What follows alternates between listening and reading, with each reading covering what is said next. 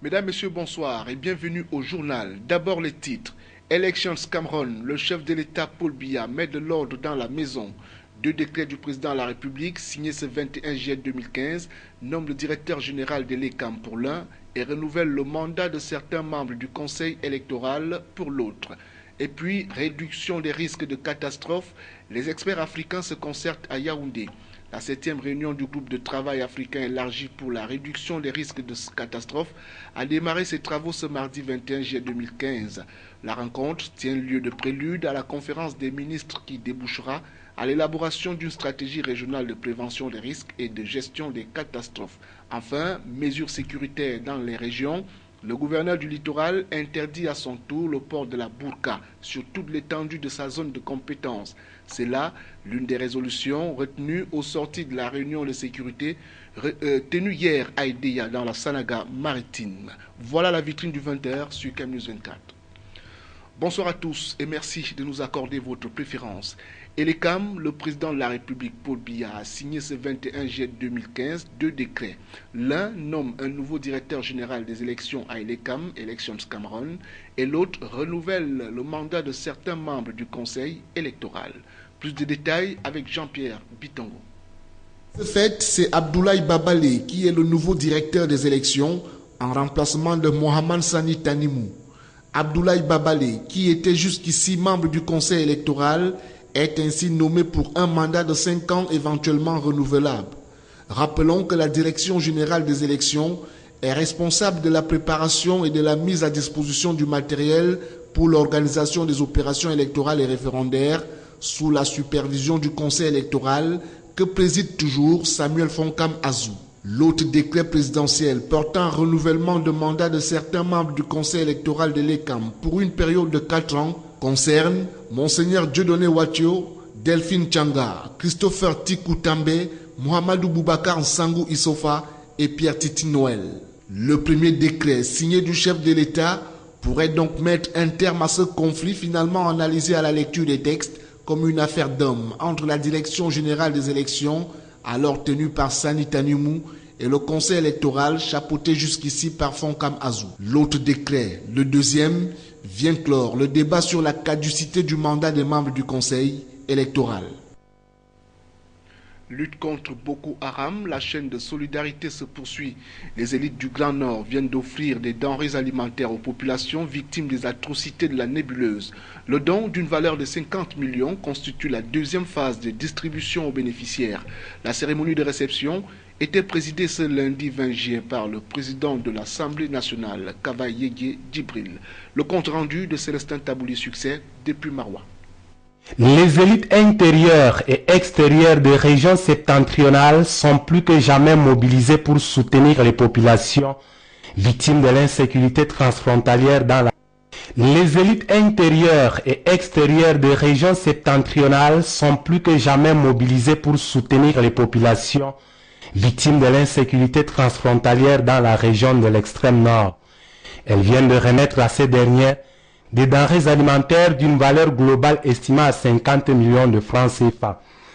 C'est donc constitué essentiellement de 1800 sacs de mil, 900 sacs de riz, 150 cartons d'huile de table et 50 cartons de cubes magie rentrent dans le cadre de la deuxième phase de distribution des dons aux populations victimes des atrocités des terroristes initiées depuis quelques mois par ces élites, lesquels dons ont été remis ce lundi 20 juillet au gouverneur Midia Abakari par le président de l'Assemblée nationale, Kaba Yégué Djibril, assisté pour le besoin de la cause par les ministres Zakari Perevet, Adoum Garoua et Yaouba Abdoulaye, en remettant symboliquement les dons au gouverneur. Par ailleurs, président du comité régional de gestion des crises alimentaires dans la région, le PAN a tenu à préciser que ces dons alimentaires sont destinés aux populations des départements du Mayo-Tsanaga, du Mayo-Sava et du Logone-Chari, victimes des affres de cette nébuleuse.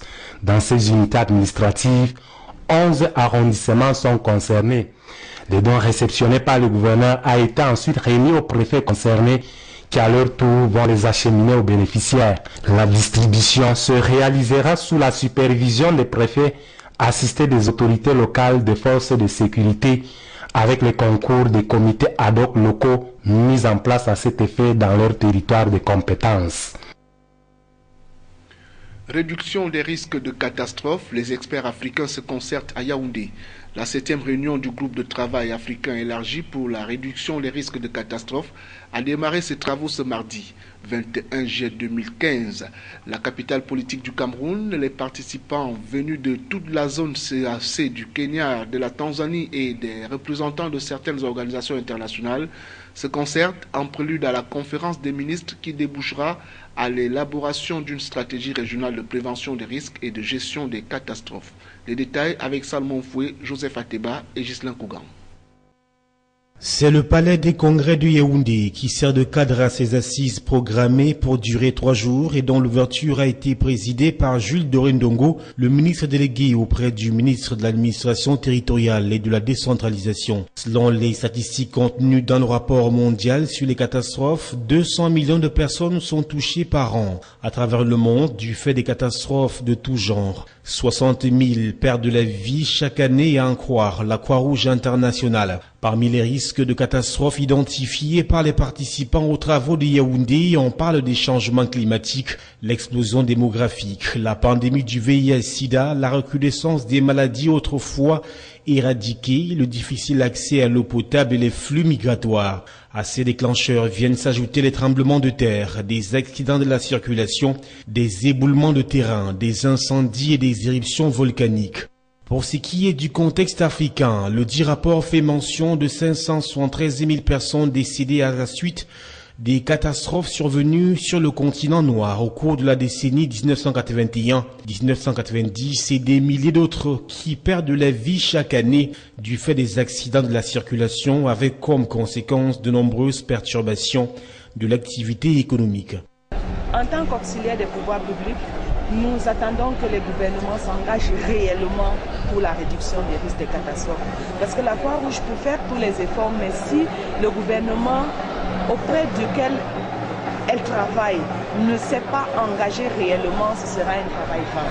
Donc nous attendons ici l'engagement des gouvernements qui, au retour dans leur pays, vont travailler avec nos points focaux aussi qui sont dans tous les pays de l'Afrique centrale.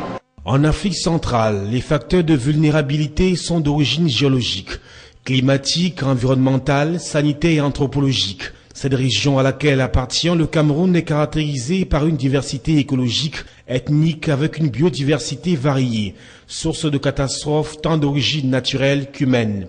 Au Cameroun, les catastrophes sont légion. Les émissions de gaz toxiques dans le lac Nyos, les éruptions volcaniques du mont Cameroun, la catastrophe d'un SAM, des éboulements de terrain, des inondations à n'en point finir et une pléthore d'accidents de la circulation causant de très nombreux décès sont présentés comme un échantillon qui place le Cameroun dans la zone des nations à risque. Dans la suite du journal, lutte contre le sida, le Cameroun accueille depuis ce 21 juillet 2015 un atelier sur le thème « Amélioration de la performance des infirmières et sages-femmes et de la prise en charge des personnes vivant avec le VIH-Sida ». La cérémonie d'ouverture était présidée par le professeur Robinson Bou, directeur de la santé familiale au ministère de la Santé publique. Salmon Foué, Joseph Ateba et Ghislain Kougan nous en parlent. Cet atelier regroupe les infirmières et sages-femmes venant du Cameroun, de la Côte d'Ivoire et de la République démocratique du Congo et qui fournissent l'option B+, et des services pédiatriques du VIH dans les sites de prise en charge dans leurs pays respectifs. Cette rencontre qui s'achève ce 23 juillet 2015 a pour objectif de fournir un forum régional pour l'assistance et le soutien technique à ces 3 pays en rapport avec les dernières directives sur l'option B+, et soins pédiatriques du sida, de planifier un projet d'amélioration de l'option B+, et soins pédiatriques du sida, à favoriser la collaboration et à promouvoir le réseautage entre dirigeants de soins infirmiers et de sages-femmes. Élaborer notre plan stratégique pour l'option B+, qui est une option qui nécessite que chaque femme qui est testée positive au VIH est mise sous traitement directement. Donc nous voulons faire comme c'est le paludisme. Quand vous avez le palud, dès que vous êtes testé positif, vous êtes sous traitement. Nous voyons pour raison pour laquelle si une femme est testée positive pendant la grossesse, on dit bien demain, bien après. Pour parvenir à une génération sans sida, il est primordial de protéger la santé des femmes enceintes et allaitantes vivant avec le VIH, prévenir l'infection chez les femmes et les filles en âge de procréer et aider les femmes et les filles vivant avec le virus à éviter les grossesses non désirées. Une génération sans sida peut devenir une réalité avec l'appui des partenariats entre les gouvernements, les bailleurs de fonds, la société civile et les communautés touchées. Et ce sont les infirmières et sages-femmes qui sont concernées. L'offre d'un traitement antirétroviral à vie aux femmes séropositives, enceintes ou allaitantes, quel que soit leur taux de cellules CD4, connu comme l'option B+, a été lancée afin de simplifier la mise en œuvre du traitement antirétroviral pour la prévention de la transition verticale de la mère à l'enfant. Au Cameroun, dans le cadre du programme de prévention de la transmission du VIH de la mère à l'enfant, le test de dépistage, les antirétroviraux et le bilan CD4 sont gratuits pour toutes les femmes enceintes séropositives et leurs nouveau-nés. L'objectif poursuivi est de faire à ce que le bébé qui n'a pas demandé à naître puisse venir au monde sans VIH. Tout autre chose à présent, le port du voile intégral est désormais interdit dans la région du littoral. La décision est du gouverneur Joseph Betty Assomo qui vient de présider à Idéa la réunion de sécurité et de maintien de l'ordre pour le compte du premier semestre de l'année en cours. Étaient présents à cette réunion les préfets des 4 départements que compte le littoral, les forces de défense et de maintien de l'ordre. Josué Ngungan et Apollinaire Zubenbon. L'interdiction de la confection, de la vente et du port du voile intégral constitue l'une des résolutions fortes prises par le gouverneur de la région du littoral au terme de la rencontre d'Idéa. Rendue dans certains lieux publics à forte concentration musulmane au lendemain de cette décision, il nous a été donné de constater que le voile intégral, communément appelé niqab, était devenu rarissime sur le marché et faisait peu partie des habitudes vestimentaires des femmes musulmanes. Elles qui ont désormais opté pour les écharpes ou le simple foulard. Certains commerçants rencontrés sur les lieux affirment que depuis l'infiltration sur le territoire camerounais des éléments de la secte islamiste Boko Haram, ils ont supprimé le voile intégral de leur comptoir de commerce. La décision prise par Joseph Betty Assomo vient ainsi attirer davantage l'attention de ceux qui pourraient encore être des adeptes de ce style vestimentaire.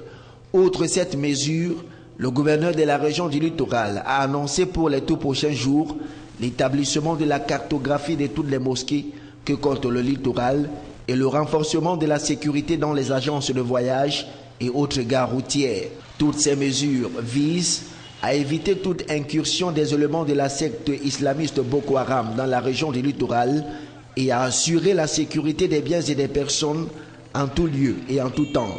Car si le littoral s'est bien comporté en matière de sécurité au cours des 6 premiers mois de l'année en cours, il n'est point question pour le numéro 1 de la région du littoral et son état-major de baisser les bras.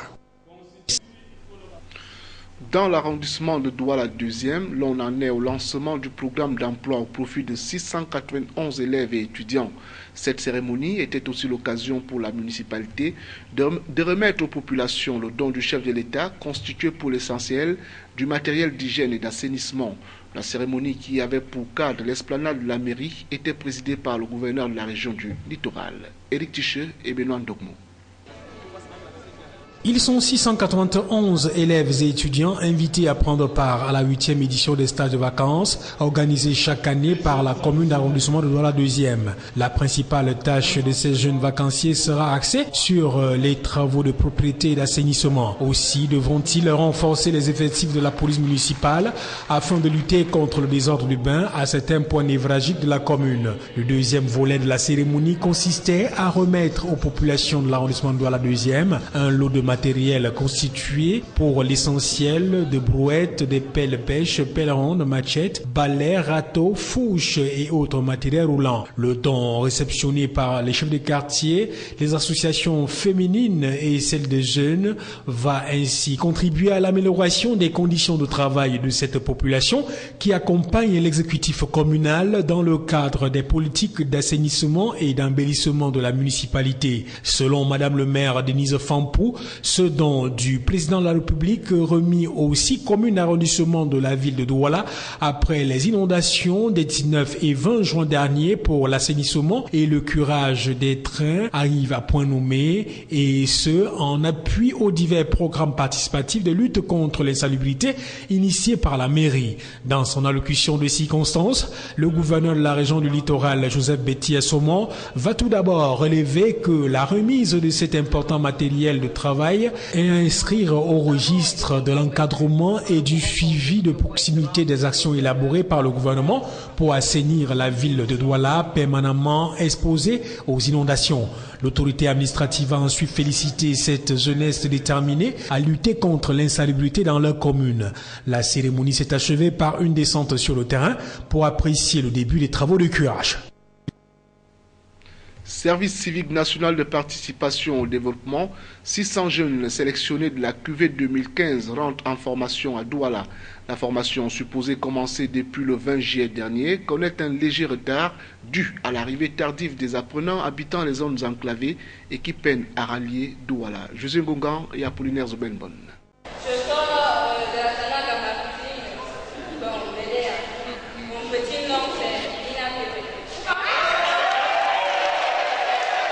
C'est en toute convivialité que se font les présentations des premiers jeunes sélectionnés du service civique national de participation au développement de l'année 2015, arrivés dans la capitale économique il y a quelques heures.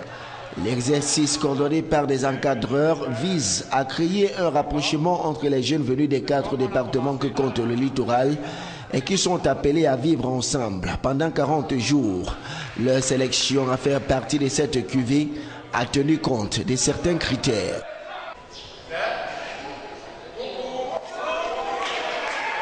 Pendant leur séjour à Douala, les jeunes sélectionnés vont explorer plusieurs domaines de la vie courante à travers les formations qui leur seront offertes par des encadreurs. Tout au long des 40 jours que nous allons passer ensemble, moi je vais vous entretenir dans le domaine de l'environnement. Nous allons causer environnement, des choses que vous connaissez déjà. Donc je ne vais rien vous apprendre, c'est plutôt vous qui allez m'apprendre. Côté hébergement, l'on rassure que toutes les dispositions ont été prises pour assurer aux 600 jeunes attendus à ce rendez-vous un séjour agréable dans la capitale économique. Les jeunes appelés du service civique de participation au développement dans la région du Nord sont en formation pour une durée de 40 jours. Les encadreurs, lors d'une séance d'imprégnation tenue ce jour à Garoua, ont dévoilé les modules de cette formation. C'était sous la coordination de Rose Ewang Dipoko, chef de mission de l'Agence nationale du service civique au développement. Jusqu'à Raman Bonnier et Michel Ateba. Les mesures d'encadrement des jeunes appelés du service civique de participation au développement dans le Nord ont été dévoilées au cours de cette réunion de mise au point qui a regroupé tous les partenaires de l'agence. De ce fait, l'élevage, les pêches et industries animales, les sports et éducation physique, la jeunesse et éducation civique, ainsi que l'agriculture et le développement rural se sont accordés avec le chef de mission de l'Agence nationale du service civique de participation au développement pour offrir une formation de valeurs et objectifs aux 600 jeunes appelés. Il s'agissait essentiellement de rencontrer les formateurs pour cette session de formation et d'harmoniser avec eux la vision que nous avons, de voir ensemble quelles sont les méthodes appropriées pour former, qu'ils vont utiliser pour former les jeunes, parce que vous êtes d'avis avec moi que l'école, c'est à l'école, et l'éducation civique, c'est ex cathedra, c'est tous les jours, c'est dans les rues, c'est partout. Donc du coup, les méthodes qu'on utilise sont différentes. La mission confiée au chef d'agence, Payanfou Kamitao, ainsi qu'à ses collaborateurs du service civique de participation au développement de la région du Nord ne doit en aucun cas être prise à la légère. À terme, cette formation devrait faire de ces jeunes des leaders locaux qui vont à leur tour amener les populations à respecter les règles civiques, à accepter de vivre ensemble et à promouvoir la tolérance. Accélérer les progrès vers l'égalité de genre et l'autonomisation économique des femmes les plus vulnérables dans un contexte de féminisation de la pauvreté, C'est l'objectif que veut atteindre More Women in Politics qui vient d'organiser à Bertois un séminaire de sensibilisation à l'endroit des femmes de cette partie du pays. Les détails avec Ernest Ateba et Eric Tichet. Au Cameroun, le taux de chômage des femmes est estimé à 45 pour 1000 femmes. On note que les 68,6% d'entre elles sont trop présentes dans le secteur informel, avec des conditions de travail plus difficiles, surtout en milieu rural. C'est fort de ce constat que l'ONG More Women in Politics vient d'organiser à Bertois un séminaire de sensibilisation sur l'autonomisation économique de la femme. Nous sommes là justement dans la mise en œuvre du projet appui à l'autonomisation économique pour un meilleur leadership économique des femmes rurales et groupes vulnérables. Le projet a été initié par More Women in Politics et il est financé par l'ambassade de France au Cameroun. En un mot, nous voulons accompagner les activités génératrices des revenus des femmes. Nous voulons structurer ces activités pour qu'elles puissent, être légalisées, sortant ainsi du secteur informel et entrant dans le secteur formel. Et deux, vraiment leur donner les outils en entrepreneuriat afin qu'elles puissent être autonomes. Les échanges directs au menu de cette rencontre ont permis d'apprécier l'enthousiasme des femmes, mais de relever aussi quelques difficultés qui empêchent aux femmes de se prendre en charge. Elles nous approchent déjà pour savoir comment faire pour créer la société coopérative. Elles sont nombreuses qui nous disent qu'elles avaient même déjà pensé à mettre sur pied des sociétés coopératives, mais elles ne savaient toujours pas à quelle porte toquer. Elles voulaient bien bénéficier des avantages du ministère des Petites et Moyennes Entreprises. J'ai eu la chance de communier avec lui aujourd'hui. Je pense qu'elles sont prêtes et d'ici peu, nous aurons les résultats. Le concept de l'autonomisation des femmes promu ici augure des lendemains meilleurs pour la gente féminine dans la région de l'Est. Barrage hydroélectrique de Memvele, après la grève qui a perturbé les travaux de ce chantier, le travail a enfin repris dans cet espace qui compte parmi les plus grands projets structurants lancés par le gouvernement camerounais pour pallier à la crise d'électricité que le pays connaît depuis plusieurs décennies. Lui de Gonzague, Archange Banda et Michel Ateba. Le travail a bel et bien repris à Memvele après la grève amenée par certains employés mécontents. La preuve de cette reprise est constatée ici par l'absence des barricades qui, au moment de ce mouvement d'humeur, barraient la voie d'accès au chantier. Les premiers ouvriers rencontrés ici s'activent à la trouaison du rocher qui encombre encore le lit de la troisième partie de la digue de retenue d'eau. En effet, la présidente du syndicat, Tangono, celle qui a lancé le préavis de grève, sans toutefois construire l'entreprise. Elle a soulevé beaucoup de points. Et à partir de Bolva, le gouverneur a réuni tous les parties prenantes pour négocier. Le dernier jour de la négociation, alors qu'on était en train de conclure, on a trouvé que la grève avait commencé sur le site. Deuxième arrêt, plateforme de la prise d'eau. Ici, les ouvriers camerounais et chinois sont chacun à leur poste. Tout à côté, une grue s'active à soulever un matériel rectangulaire en béton et préfabriqué de plusieurs centaines de tonnes. Plus loin, le travail de bétonnement de surface antérieure du canal amené se poursuit. Certains travailleurs absents sur le site sont plutôt présents devant les guichets de cette agence bancaire qui procède déjà au paiement du différentiel salarial correspondant à 6 mois de salaire sur les 18 dus aux employés. Un écart imputable à la non-application depuis janvier 2014 de la nouvelle convention collective. Les 12 mois restants, pense-t-on, seront payés avant les salaires de juillet. Nous étions avec le sous-préfet de Man et le délégué régional du travail. On a eu à demander aux ouvriers qu'est-ce qu'ils revendiquaient concrètement. Étant donné que tous les points qui étaient inscrits à l'ordre du jour au niveau de la négociation, l'entreprise a tout accepté. Toutes les primes sont payées. Le seul problème pour nous, c'était la nouvelle convention collective qui n'était pas appliquée. Alors il faut aussi vous rappeler que Signé doit commencer les travaux en 2011. 2010 avait la route, dont la nouvelle convention est applicable à partir de 2014. La même mouvance de reprise du travail a été observée au niveau des ateliers de fabrication des différents matériels utilisés dans le chantier et dont la conformité de la qualité est contrôlée par le fabricant COPS ISL. Au-delà de la fin de cette grève qui du reste a affecté le rythme d'exécution de ce marché, il convient d'interpeller les responsables à tous les niveaux afin d'éviter pareil déconvenus, non seulement à Memvele, mais aussi dans tous les chantiers des grands projets structurants en cours de réalisation au Cameroun. À retenir de cette édition d'information, Elections Cameroun, le chef de l'État Paul Biya met de l'ordre dans la maison. 2 décrets du président de la République, signés ce 21 juillet 2015, nomment le directeur général de l'ECAM pour l'un et renouvelle le mandat de certains membres du Conseil électoral pour l'autre. Réduction des risques de catastrophe, les experts africains se concertent à Yaoundé. La 7e réunion du groupe de travail africain élargi pour la réduction des risques de catastrophes a démarré ses travaux ce mardi 21 juillet 2015. La rencontre tient lieu de prélude à la conférence des ministres qui débouchera à l'élaboration d'une stratégie régionale de prévention des risques et de gestion des catastrophes. Et puis, et enfin, mesures sécuritaires dans les régions. Le gouverneur du littoral interdit à son tour le port de la Boudka sur toute l'étendue de sa zone de compétence. C'est là l'une des résolutions retenues au sortir de la réunion de sécurité tenue hier à Edea dans la Sanaga maritime. Fin du journal. Bonsoir.